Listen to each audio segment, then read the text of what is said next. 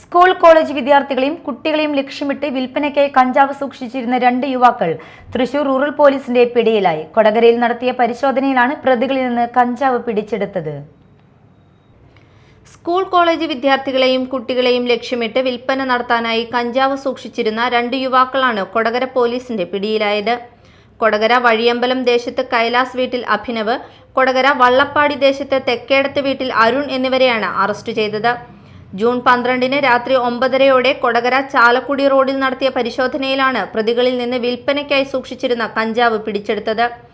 കഞ്ചാവ് ഉപയോഗിച്ചതുമായി ബന്ധപ്പെട്ട കേസിൽ ഇരുവരും നേരത്തെ കൊടകര പോലീസ് സ്റ്റേഷനിലെ പ്രതികളാണെന്നും പോലീസ് അറിയിച്ചു. NDPS നിയമപ്രകാരമുള്ള വകുപ്പുകൾക്ക് പുറമെ കുട്ടികൾക്ക് ലഹരി വസ്തുക്കൾ കൈമാറാൻ ശ്രമിച്ചതിന് ബാലനീതി നിയമത്തിലെ ജാമ്യമില്ലാ വകുപ്പായ സെക്ഷൻ 77 കൂടി ചുമത്തിയാണ് കേസ് രജിസ്റ്റർ ചെയ്തിരിക്കുന്നത്. Kodakara police station inspector Jerlin V സ്കറിയോയുടെ നേതൃത്വത്തിൽ ASI-മാരായ Binoy Aji, senior civil police ഓഫീസർമാരായ ഡെനിൻ, സജീഷ് കുമാർ എന്നിവരടങ്ങിയ സംഘമാണ് പ്രതികളെ പിടികൂടിയത്. നടപടിക്രമങ്ങൾ പൂർത്തിയാക്കിയ ശേഷം പ്രതികളെ കോടതിയിൽ ഹാജരാക്കും. Media time, Kodakara.